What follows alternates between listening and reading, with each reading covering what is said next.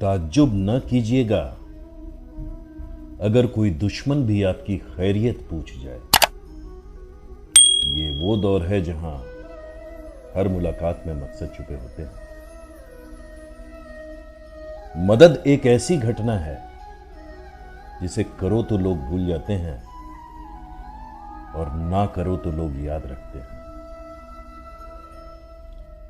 कुछ रिश्ते किराए के मकान जैसे होते हैं, कितना भी सजा लो कभी अपने नहीं होते। रिश्तों की बनावट आज कुछ इस तरह हो रही है, बाहर से अच्छी सजावट और अंदर से स्वार्थ की मिलावट हो रही है। बात अगर मतलब की हो तो सब समझ जाते हैं, लेकिन बातों का मतलब समझना किसी किसी को आता है। घमंड और पेट जब ये दोनों बढ़ते हैं तब इंसान चाह कर भी किसी को गले नहीं लगा सकता। जिस प्रकार नींबू के रस की एक बूंद हजारों लीटर दूध को बर्बाद कर देती है, उसी प्रकार मनुष्य का अहंकार भी अच्छे से अच्छे संबंधों को बर्बाद कर देता है। झूठी शान के परिंदे ही फड़फड़ाते हैं, बाज की उड़ान में कभी आवाज नहीं होती। कहीं न कहीं कर्मों का डर है, नहीं तो गंगा पर इतनी भीड़ क्यों है। जो कर्म को समझता है उसे धर्म को समझने की जरूरत ही नहीं। पाप शरीर नहीं करता, विचार करते हैं, और गंगा विचारों को नहीं सिर्फ शरीर को धोती है। बुराई बड़ी हो या छोटी हमेशा विनाश का कारण बनती है, क्योंकि नाव में छेद छोटा हो या बड़ा नाव को डुबो ही देता है। जो लोग किसी सच्चे व्यक्ति का दिल तोड़ किसी तीसरे के पास खुशी ढूंढने जाते हैं वो अक्सर धोखा खाते हैं। श्री कृष्ण कहते हैं हद से ज्यादा सीधा सादा होना भी ठीक नहीं है, क्योंकि जंगल में सबसे पहले सीधे पेड़ को काटा जाता है और टेढ़े पेड़ को छोड़ दिया जाता है।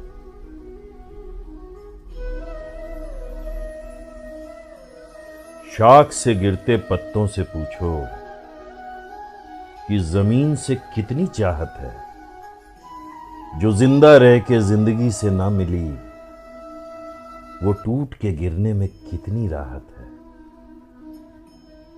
रुकावट तो जनाब जिंदा इंसान के हिस्से में ही आती है, वरना जनाजे के लिए तो सब रास्ता छोड़ देते हैं। जिंदगी के रथ में लगाम बहुत है, अपनों के अपनों पर इल्जाम बहुत है। ये शिकायतों का दौर देखता हूं तो थम सा जाता हूं। लगता है उम्र कम है और इम्तिहान बहुत है। खुद को बिखरने मत देना कभी किसी हाल में। लोग गिरे हुए मकान की ईंटें तक ले जाते हैं। अजीब तरह के लोग हैं इस दुनिया में। अगरबत्ती भगवान के लिए खरीदते हैं और खुशबू खुद की पसंद की तय करते हैं। जिंदगी को हमेशा मुस्कुरा कर गुजारो, क्योंकि आप नहीं जानते यह कितनी बाकी है। एक दिन दर्द ने दौलत से कहा, तुम कितनी खुश नसीब हो कि हर कोई तुम्हें पाने की कोशिश करता है, और मैं इतना बदनसीब हूं कि हर कोई मुझसे दूर जाने की कोशिश करता है। दौलत ने बहुत प्यारा जवाब दिया, खुश नसीब तो तुम हो जिसको पाकर लोग अपनों को याद करते हैं। बदनसीब तो मैं हूं जिसको पाकर लोग अक्सर अपनों को भूल जाते हैं। किसी ने पूछा इस दुनिया में अपना कौन है? मैंने हंसकर कहा समय। अगर वो सही तो सभी अपने हैं, वरना कोई नहीं। हीरा परखने वाले से पीड़ा परखने वाला व्यक्ति ज्यादा महत्वपूर्ण होता है। अगर आपका प्रेम आपकी पीड़ा ही नहीं परख सकता, तो उस व्यक्ति ने कभी आपसे प्रेम किया ही नहीं था। जिसे अकेले में रो कर चुप होना और अपना दर्द छुपाना आता है, वो इंसान आज दुनिया में सबसे ताकतवर है। बुरी संगत उस कोयले के समान होती है जो गर्म होने पर हाथों को जला देता है और ठंडा होने पर हाथों को काला कर देता है। दुष्ट इंसान की मीठी बातों पर कभी भरोसा मत करो। वह अपना मूल स्वभाव कभी नहीं छोड़ सकता, जैसे शेर कभी हिंसा नहीं छोड़ सकता। साथ रहकर जो छल करे उससे बड़ा कोई शत्रु नहीं, और जो हमारे मुंह पर हमारी कमी बता दे उससे बड़ा कोई मित्र नहीं। मतलबी लोगों के साथ रहने का मजा ही कुछ और है। थोड़ी तकलीफ जरूर होती है, पर दुनिया के दर्शन उनके अंदर ही हो जाते हैं।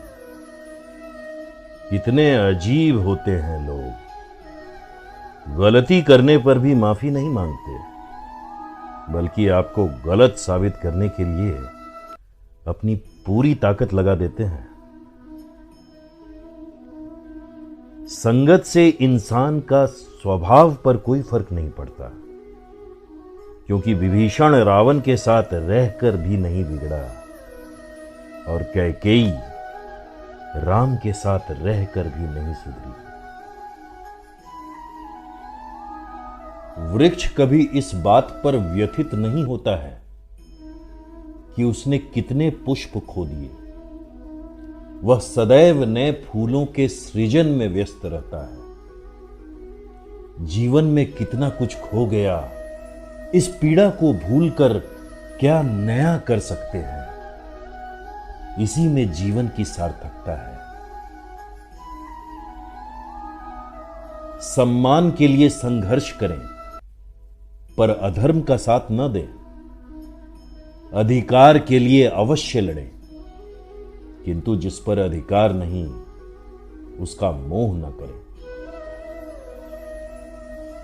स्वीकार करने की हिम्मत और सुधार करने की नियत हो तो इंसान बहुत कुछ कर सकता है। अगर जिंदगी का हर दांव जीतना चाहते हो तो बल से ज्यादा बुद्धि का उपयोग करना सीखो, क्योंकि बल लड़ना सिखाती है और बुद्धि जीतना सिखाती है। जीवन में कभी भी किसी से अपनी तुलना मत कीजिए। आप जैसे हैं सर्वश्रेष्ठ